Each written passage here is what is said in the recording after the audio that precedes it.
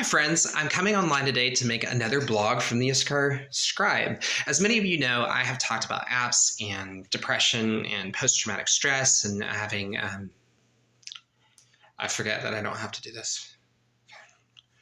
I forget that I just don't have to put on the professional face.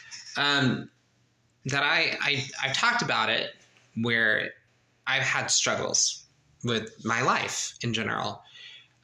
Where I really have found that because of several things growing up, I have had a lot of fear in my life that I have used a phone or internet as a security blanket. And also I didn't have support to work through fear and anxiety in my life. And that's one of the things that I'm coming to understand. It's very difficult when you bring this up, because a lot of people don't talk about this side of things, leaving the gay lifestyle, leaving partners. I talked about leaving a relationship over the summer. I tried to have people in my life, and they just really didn't care to be involved in my life. And they were just really, they had known about my past, and they were treating me really, really poorly. And so I just didn't really feel an obligation to tell them anything anymore. And I have other people and other friends that I've talked about my struggle and the things that I've gone through, but this is the first time that I'm really comfortable talking about apps and masturbation and porn usage and all sorts of stuff. So I've really been struggling to really not have sex with people. And I think part of it, at least for me, and as I tell my story, I can't speak for other people. I can speak for myself, and I can speak about what I believe propels me and gives me strength and the things I'm learning and I'm growing through. I don't ever want to have a platform where I'm lying or being misconstrued, or even when I'm talking about ex-gay content, I talk about how I'm a queer man, how I have attractions to the opposite sex and the same sex. But I have noticed that as I'm dealing with anxiety and stress, my sex drive towards men is decreasing. And also the idea of pornography and all sorts of stuff. I talk about that openly because it's been such a difficulty in my life getting away from those things. Again, I feel like I've trauma bonded because of several different factors. I talk about human trafficking and escaping that, and I thought I was going to go on a date, and a person had pressured me into drug usage. And it was really, really hard. And this is just my story. And I don't care about progressive Christians. I don't care about people talking about how they believe I do this or that, because at the end of the day, I have to be honest with myself and honest where I'm going and look to where I have been. It's a really strong struggle sometimes for myself when it's very easy to compare. I was talking to a friend today about comparisons and several other things. And I think it's just really important for me not to compare and not to really, as much as I've been responding to Jubilee, I've gone both ways of talking about the progressive ideas and talking about ex-gay ideas and trying to give both benefits. I theologically understand certain things. I've just been trying to give myself strength. A lot of the things I've been dealing with have been brain fog and really getting healthy nutrition and depression linked with lack of protein.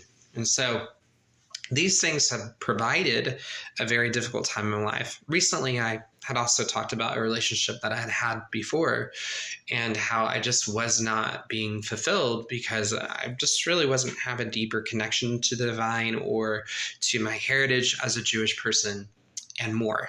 And this is, again, these are just raw thoughts that I leave unprocessed and I talk about later. I've been very, very busy this weekend doing content and trying to get, I still have 5 videos to do on the content that is for Jubilee. And I'm doing a lot of research on this topic of DTT and IDTS syndrome, which I have recently coined, and I'm doing research, and I'm just now starting this process of research. And oh boy, is it a lot of research, but I don't feel like there's a lot of study that I really have to do. I feel like it's just more about documenting what's already there. I think probably one of the things that people that are ex-gay, like the Jubilee film talks about, a lot of people just are not honest with their at, and they present themselves as being delivered And for some people, I think that maybe that's the case. I've been very outspoken on that. And for others, they have struggles like I do. And people usually don't talk about it. We are told that we don't exist or blah, blah, blah, all this stuff. But the reality is we do exist, and we have stories, and we have all sorts of things that we process, and we are a minority in the world. From my understanding, about 1 in 20 people fall somewhere on gender spectrum, whatever that means, because it's kind of not really talked about. And so, again, I make content and I make footage for myself to look back and to see how I'm growing. Now, some of the things I've noticed is that I have some control and some peace, and like I've been working through post-traumatic stress and working through coping mechanisms. I've had to unlearn the fact that I don't have to service people emotionally. And there's like a term for it called the chameleon effect, where you just become things for people. And I just naturally have a face that's just flat. And I've had to learn how to undo emotionalism in my life. I feel like a lot of people are taught emotionalism from the gay community and all of these shows and from the porn industry of performance. It's just not healthy. I just don't think that is very, very healthy. And so, as somebody that eventually wants to do ministry later, and ministry means a lot of different things. These are just my raw, unfiltered thoughts that just talk about my journey and where I'm at.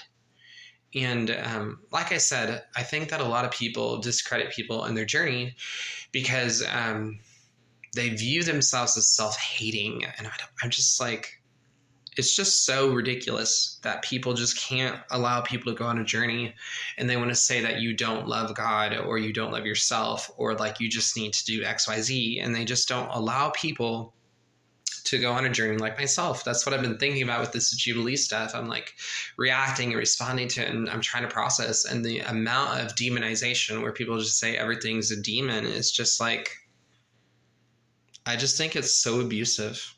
I just think it's so counterproductive to the message of the gospel. And people give up things over time. You go from place to place, and sometimes people are just not ready to do certain things. I just think it's so harmful to do what a lot of people in the charismatic and non-denominational, and they're like, oh, they want all this revival and they want all of these things, and like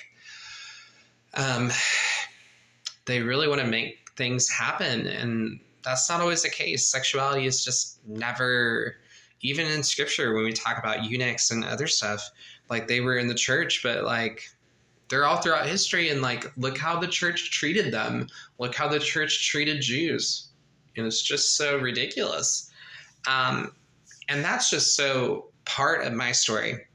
And I think that people should have the right to go on this journey, to ask questions, and to not just be swept away in gender ideology because people want to make assumptions that your attractions can never go away. I just think that is so dangerous. And it's repeatedly said that we just don't exist. Our stories don't exist. Growing attractions towards the opposite sex don't exist because you have to be too... I think it's just too much. I think it's really controlling. And I don't know. I started, I've been able to switch jobs in life. I'm getting ready to move and all sorts of stuff, and I'm excited. And I'm doing Jewish studies and all sorts of things. And writing, I'm writing a lot. I'm writing a lot. And I'm getting ready to do a worship album and all sorts of stuff. And I'm really excited because I don't have people in my life that are messing with money or telling me that I can't succeed, or I've had to deal with close relationships with narcissism or people defaming business. And so this has been a big ramble, but I just thought to do an update on those things. I might not make another vlog, but this is just some of the things I'm processing, and I'm just seeing a lot of peace and balance in my life, and in the area of brain fog going away as I do the things I love to do. I've been doing art. I just started Instagram, so I'm really excited, and love to have you follow me there. If you'd like my art that I post online, you can find Drawings by Shannon, which is all the things I do are separate companies. So I just need to put that out there. But anyway, I'll catch you on the flip side. Thank you for listening to my rant.